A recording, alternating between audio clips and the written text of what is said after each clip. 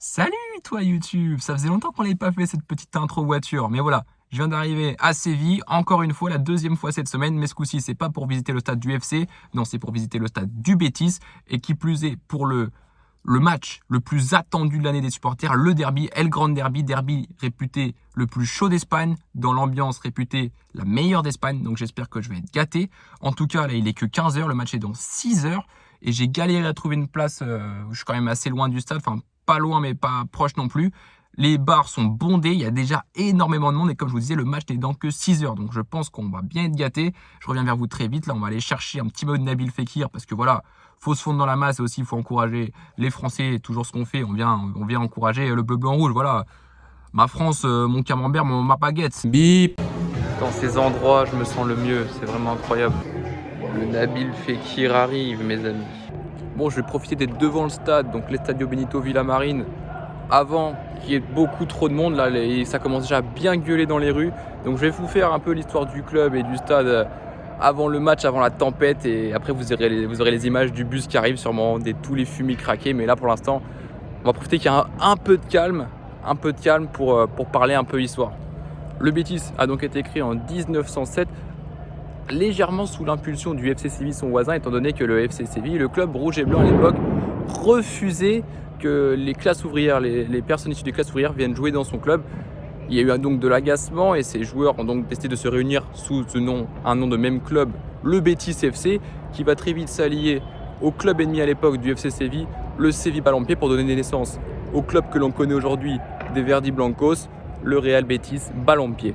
Comme son éternel ennemi, le Betis n'a remporté qu'un seul championnat d'Espagne et ce en 1935. Donc autant dire que cela remonte pas mal. Et ils ont même gagné avant leur ennemi, vu que leur ennemi, on le rappelle, on y était mardi, ont gagné leur titre en 1946. Donc les premiers à avoir gagné le championnat d'Espagne à Séville, ce n'est pas le FC mais bien le Betis.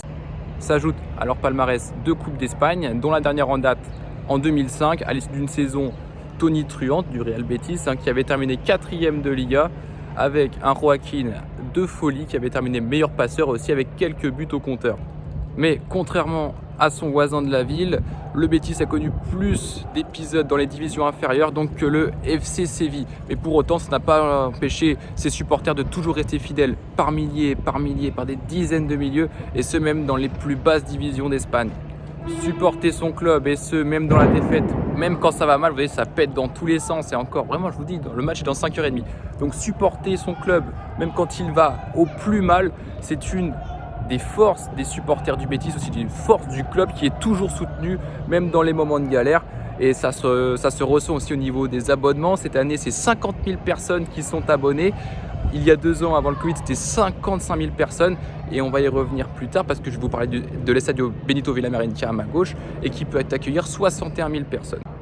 On qualifie les supporters du Betis comme les plus chauds d'Espagne. En tout cas, une chose est sûre, c'est qu'ils sont les plus amoureux. Ça, c'est une certitude et je pense qu'on va encore le voir ce soir.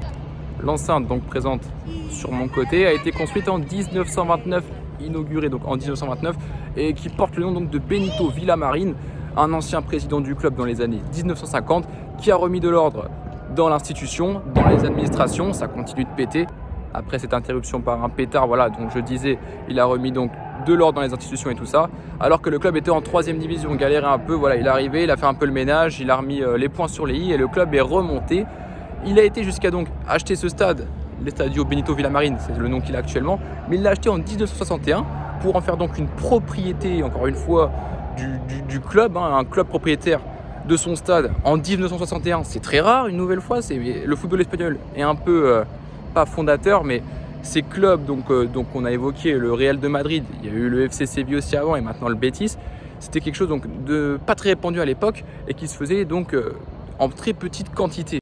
Benito Villamarín restera donc président du club jusqu'à sa mort d'un cancer en 1966 et donc à la suite de ça, le nom du stade prendra son nom un peu en hommage comme on peut le voir dans différents stades un peu partout dans le monde. Comme le stade du FC Séville, l'Estadio Benito Villamarín a accueilli des matchs donc, du Mondial 82 et il a donc connu par la même occasion de nombreuses rénovations, dont la dernière en date de 2017.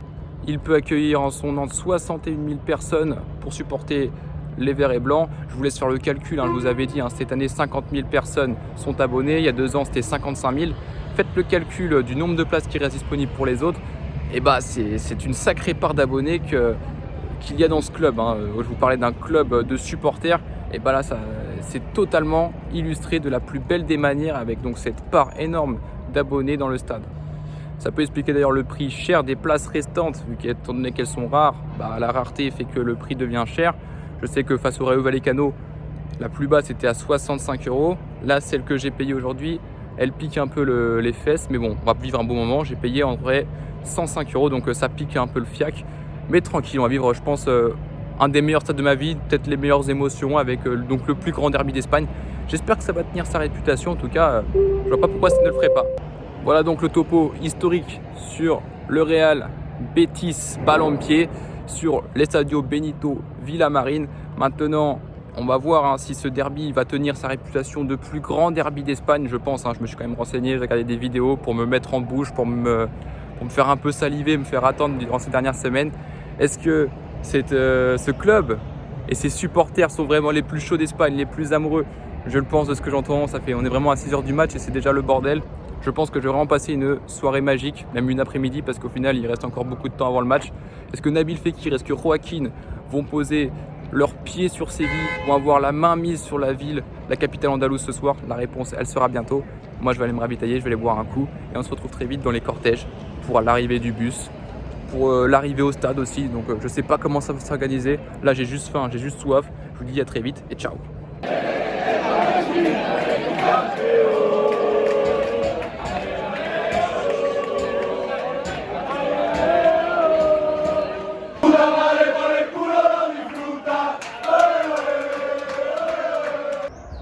Alors là, je vais arriver dans la tempête, dans la marée verte. Les rues sont vertes de monde.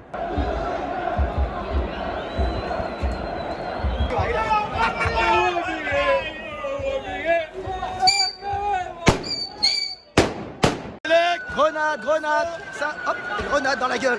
J'ai eu de la chance, j'ai été accueilli par un groupe de supporters du Betis qui m'ont invité à boire un verre et franchement ça a régalé. On payait un petit rhum coca, on les embrasse, on bien accueillis. Je suis avec eux depuis tout à l'heure, là ça régale.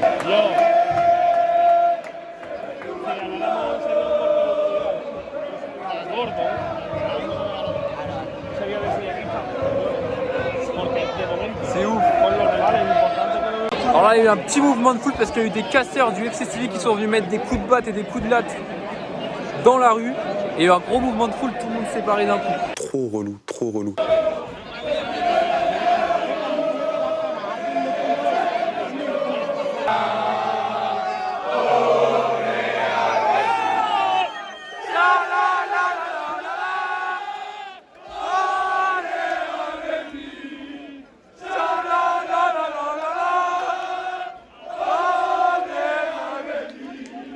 Là, on va tenter de choper le bus des joueurs, mais on est bloqué par un cordon de police, donc je sais pas ce que ça va donner.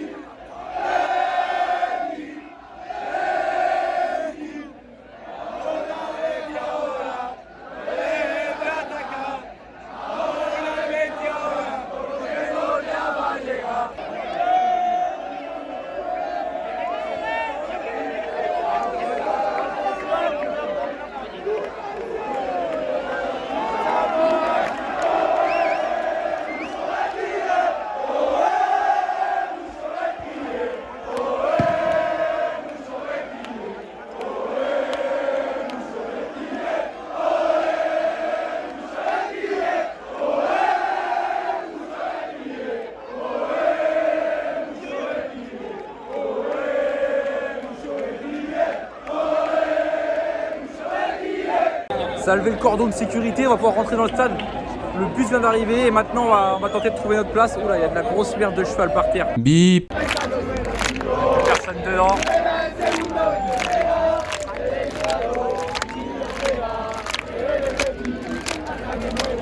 Les chevaux du Betis. Bip.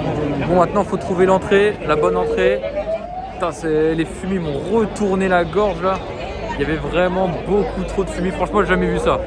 Ambiance de Gorée, ambiance de fou furieux. Vous allez découvrir avec moi à quoi ressemble ce stade magnifique. L'ambiance, la place. Ça va venir très vite. Vous avez hâte, moi aussi. Donc voilà où je vais voir le match aujourd'hui. Et je pense que ça va être rempli tout à l'heure. Ça va être beau de voir le contrat. Bon, ça y est, je suis dedans. J'ai un petit sac de confetti, je pense. Le stade est vraiment immense, hein, comme annoncé. J'ai le temps de débriefer ce qui vient de se passer depuis que j'y suis. L'ambiance est folle, hein, vraiment. C'est incroyable. Pour l'instant, ça tient vraiment sa réputation de meilleure ambiance d'Espagne. Et c'est ce que m'ont dit les Espagnols que j'ai rencontrés. C'est que là, c'est un peu plus fort vu que c'est le derby. Mais c'est souvent proche de ça. Tellement les supporters aiment leur club. C'est souvent cette ambiance, que ce soit le grand derby où c'est un peu plus fort ou un autre match un peu moins huppé. Concernant les pronostics, j'ai récolté donc celui d'un de mes amis que je me suis fait tout à l'heure qui m'a dit un beau 3-2 pour le Betis, mais tous les buts en première période. Voir s'il a raison. J'ai vu une autre personne qui m'a dit 2-1 pour le Betis avec un but de Nabil Fekir. On verra. Moi, j'ai envie d'y aller de mon petit pronostic aussi en disant un petit 3-1 Betis. Eh bien non, pas ce soir.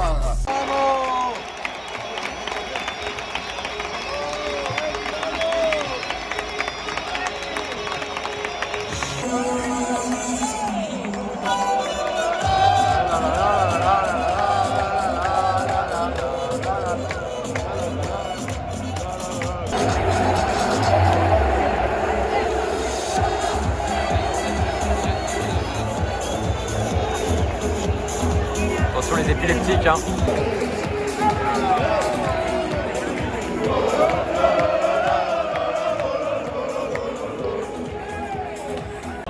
Match important, hein. Ça va être chaud bouillant, l'ambiance chaud bouillant. Le Betis pour revenir à hauteur du FC Séville à la fin de ce match en cas de victoire, donc ça va être chaud bouillant. Un parquage a été laissé à vide, sûrement pour de la sécurité. Là, il y a toute une lignée de flics et là, les supporters du FC Séville. Et tout le reste, ce sont des Beticos, mes amis.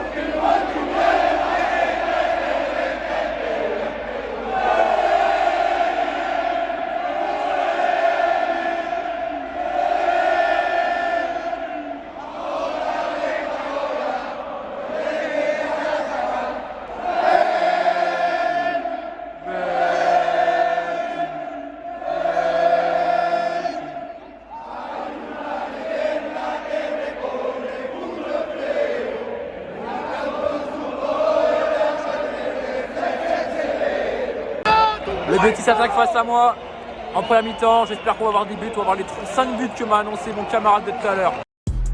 Eh bien non, pas ce soir. Vamos! Vamos! Nabilo! C'est beau, un stade aux couleurs du Z-Event, quelques jours après le grand événement qui a récolté plusieurs millions pour Action contre la faim. C'est vraiment beau.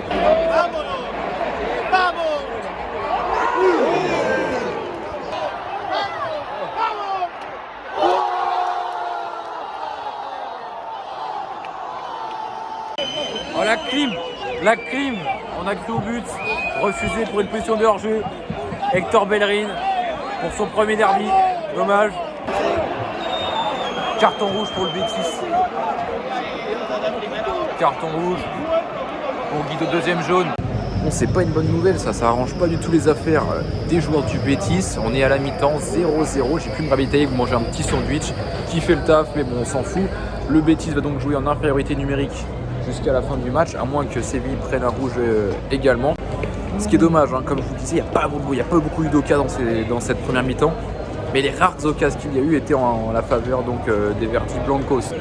Séville tient la balle, tient la pelota, mais vraiment n'en fait rien.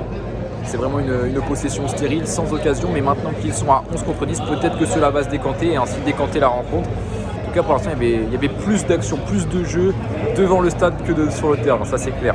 Mais il est temps de retourner en tribune parce que c'est un derby. Les derbys, en France, on dit que ça se joue pas, ça se gagne. J'imagine que c'est pareil ici, surtout quand on parle du plus grand derby Espagne.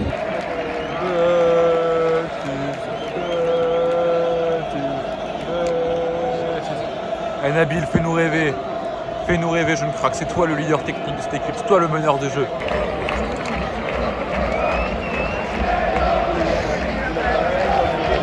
C'est de là que vient l'ambiance, le fondo sous.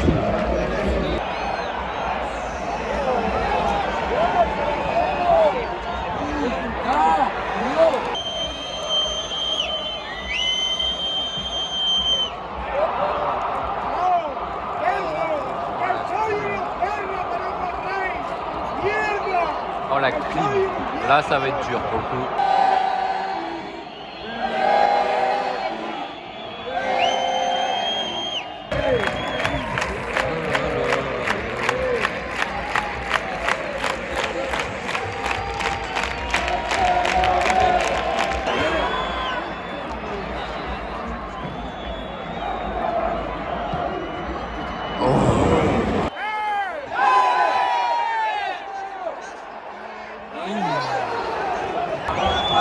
Le CSC. La grosse climax, le 2-0 pour le FC Séville, un CSC sur une action bien amenée côté droit. Ça quitte le stade littéralement. Hein. Perso, moi je vais rester jusqu'au bout. Par amour du football, on ne sait jamais qu'il y a un scénario de dingue, mais bon, on va rester jusqu'au bout quoi qu'il arrive. Nabil Fekir a le droit à sa petite ovation quand même.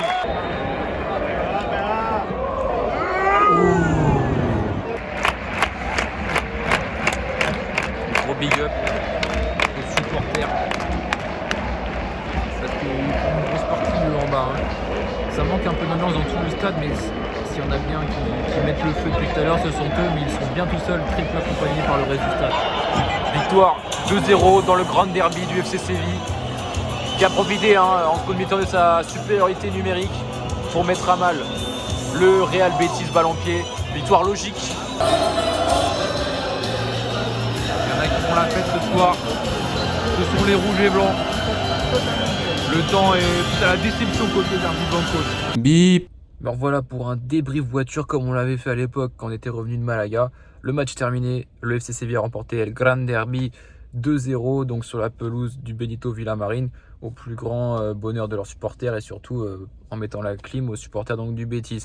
C'est triste mais c'est comme ça, les joueurs du Betis ont un fait de jeu, ils prennent un rouge avant la mi-temps et voilà, ça les handicape pour le reste de la partie alors qu'ils n'étaient pas vraiment embêtés depuis le début de match par les joueurs du FC Séville. Mais voilà, c'est le jeu, c'est comme ça, ils auraient peut-être pu égaliser, ils ont eu 2-3 situations, allez, si on est gentil, où ils auraient pu égaliser, mais bon, c'était beaucoup trop compliqué vraiment pour sortir de la supériorité sévillane en seconde mi-temps.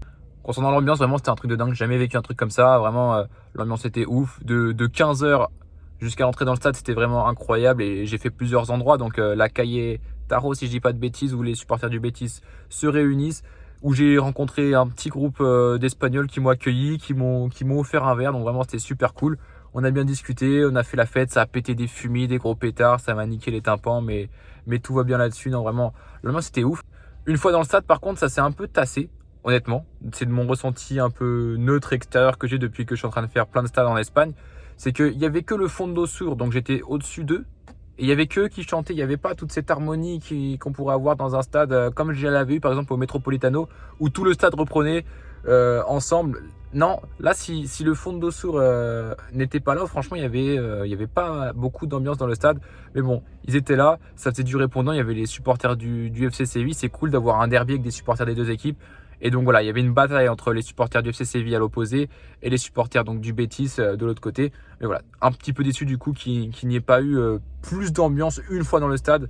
Mais c'est mon point de vue. En tout cas, j'ai passé un un dimanche de dingue. J'ai vraiment kiffé mon moment. C'était mon premier grand derby, mon premier match au Benito Villamarín. Et franchement, j'ai kiffé et je mets un gros pouce sur cette expérience. Donc le billet, comme je dis, m'a coûté 105 €. Donc ça pique pas mal, Mais je regrette pas. Je regrette pas parce que c'est peut-être une chose que je ferai qu'une seule fois dans ma vie. Donc là-dessus, voilà, je regrette pas. Je me dis que je serai pas tout le temps dans les parages pour aller voir ce genre de match. Donc voilà, j'ai kiffé. N'hésitez pas à mettre un pouce bleu si vous avez kiffé, à me mettre vos retours dans les commentaires, ce qui aurait pu être amélioré, ce que j'aurais pu faire, ce que je devrais faire si jamais je retourne voir un match du Betis. Voilà, n'hésitez pas à mettre vos retours, à poser vos questions si jamais. Il n'y a plus de lumière, mais je vais quand même finir cette intro en ouvrant ma portière. Voilà, c'est les aléas du direct. J'aurai peut-être plus de batterie pour rentrer chez moi quand même, mais voilà, j'espère que vous avez kiffé. Je vous fais plein de bisous. J'en retournerai pas cette scène, c'est les aléas. Et je vous dis à bientôt. Prenez soin de vous et ciao. Ce genre de cimetière de graines.